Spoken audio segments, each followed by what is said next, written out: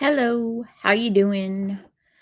So we are here to overcome challenges and build success.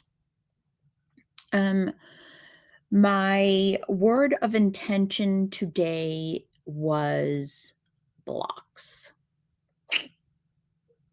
Yeah, didn't really follow that. Blocks in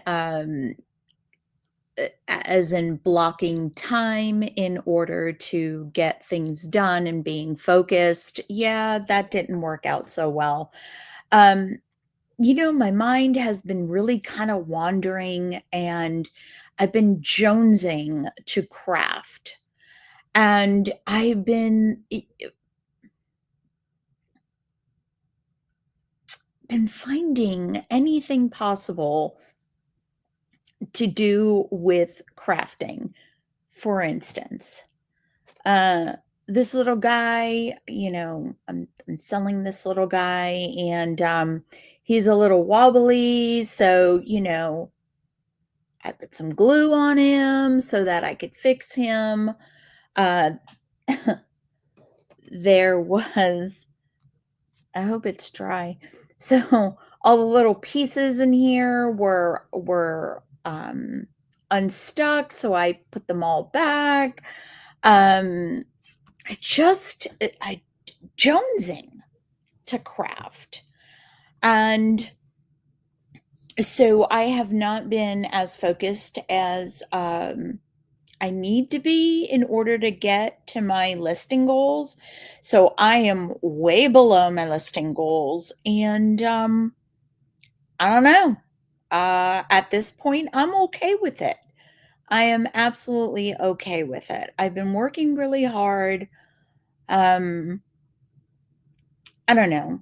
We'll see. We'll see what happens. Um, at this very moment, I am not concerned about it. Um, I'm going to move on. So, um, yeah, I'm looking at the stuff I bullet pointed, so I wanted to talk about it. So, yeah, on Tuesday, I'll be coming to you with the finale of the book I am listening to right now, which is called Venko. And it's fantasy for sure, and it's good. And I am almost done with it. And we'll talk about that on Tuesday. So the book is always better. So here's the story. I came to you a couple weeks ago, probably, maybe it was a month ago, and I told you I had finished this novel called The Keeper of Lost Souls. And not sold as in SOLD, but souls as in SOULS. Just in case my Brooklyn is coming out. And my brother-in-law sent me a text message or an email, whatever. He reached out to me and said, "Oh, I just caught this new series on Netflix, and it's called Department Q." And I looked at it and I was like, Department Q, boy, that sounds familiar. But as I've been busy with work and whatever, I didn't really look into it. My husband was talking to his brother last night, and he told my husband, "Hey, I contacted the both of you about this Department Q." And so I'm paying much more attention to what they're saying. And I'm like, "Department Q, wait a second. I read that book." I came to you and I told you that I really liked the book. It had a great twist at the end, and that I did have a hard time reading it because of its location and where it came from. I'm pretty sure came from the language, the Danish. And so their writing and their names and the locations are very different from here. And so I stumbled quite a bit in that novel. Um, and that is definitely one that I read, and I was on the Kindle. So I wasn't listening to it. And I'm like, oh, that's the same book. And I start telling my brother-in-law that I know this story and this is what happens. No, I'm not going to spoil anything. This is what happens, and this is this, and that is this, and this is this. And he's like, yeah, yeah, that's it. So, and of course, my husband didn't read the book, so I'm not giving too much away, but I'm like, oh, I want to see that. So last night we turned it on and we watched a couple of episodes. Not that I'm super disappointed with the series. However, what am I going to say? That's right. The book is so much better because they show you what the big, gigantic, like, reveal is at the end, but they show it to you in the beginning of the series. I'm like, what are you doing? And they changed a lot of different things that, in my opinion, no, I'm not a filmmaker. I don't adapt books to film, granted. So, as a viewer who has read the books, the little things that they changed, why? Why change the tiny little things? And um they added extras.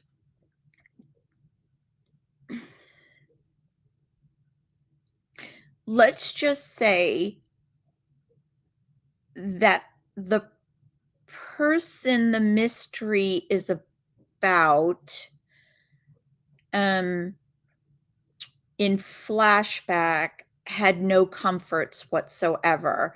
And in the series on Netflix, she has a few comforts. Why? Why? The book is so much more stunning in how they portrayed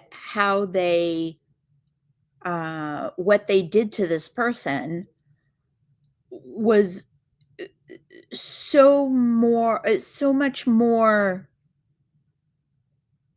horrific than they are in the Netflix series. And it doesn't even have to do with blood and gore. It is beyond me. For instance, let's take Harry Potter. Isn't that a surprise? So, one of the books, and I need to reread them so I could tell you, in this book right here, Hermione is absolutely appalled that these house elves are treated like slaves. And she starts a petition in order to free the house elves. That's nowhere in the movies. Nowhere. But it is absolutely part of her character. And why would they leave that out? I don't know. I don't know. Can I speak with Chris Columbus? Was he the one who did that particular one? I know there were a few directors. Anyway, so my suggestion to you is always read the book before you see the movie. In all honesty, that's all I got for you today. Nothing other than I'm feeling quite overwhelmed. I got this inventory to do, I have the listings to do, I have the tactics to do on the 12-week year. Oh, I almost forgot the best part of these little snippets of my life. Um, my my small win, which in reality, I think this is a kind of big win, right? So I didn't go to PT this week. We all know why. However, I did my PT here. Was it as hard? No. But did I make it harder than I normally do? Yes. That's a big win, right? I stopped. When I was taking my lunch, I was like, well, this is the time. Got to do it. Got to do it. I didn't go on Monday. I better do it today. So I did it 3 rounds. Um, that's a pretty big win. So yeah, um, that's it. There's really nothing going on except listing, trying to get to my inventory, and oh, wait a minute. I guess I could tell you about this too. So I have decided, this has been rolling around um, for quite some time now. Um, Remember when I tell you, play to your strengths? So I'm okay. I'm pretty good. I'm not an expert. I'm not a professional, but I enjoy creating. In particular, stamps and watercolor and creating cards.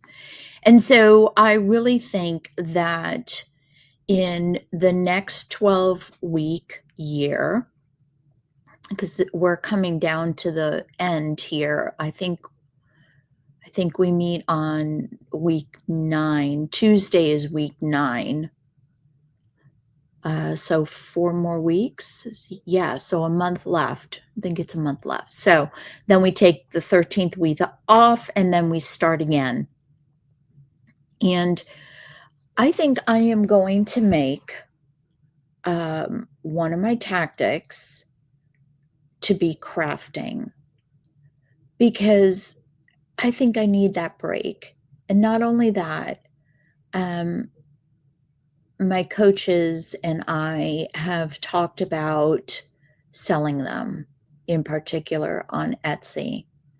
And so I think I want to start revving up for that for 2026. It'll take time to get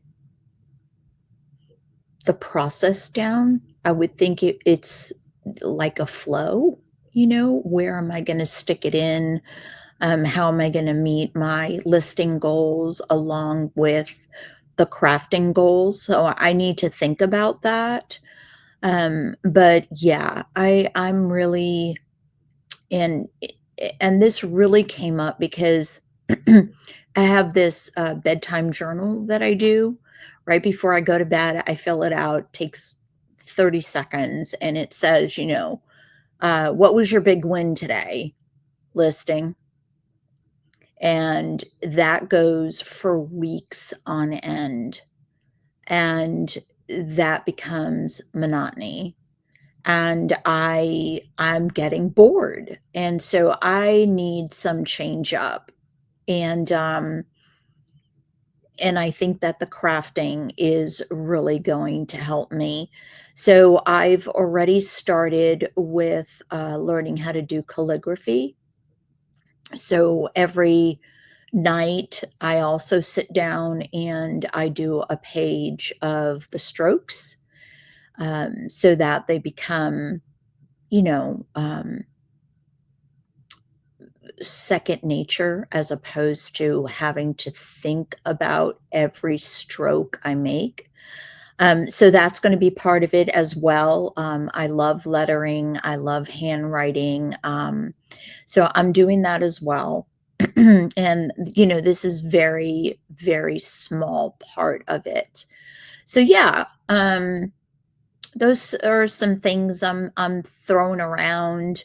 I need to finish this inventory, which is very difficult to get, especially when I'm floundering around, not finishing my listings when I need to, and spending the whole entire weekend trying to make that up. And, that has got to stop. And it's only my countdown, I think 23 days until I leave for Washington. So I'm super excited about that. And so, yeah, that's it. Take care of yourself, and I will talk to you on Tuesday. And I am certain we'll be talking about Venco. Night.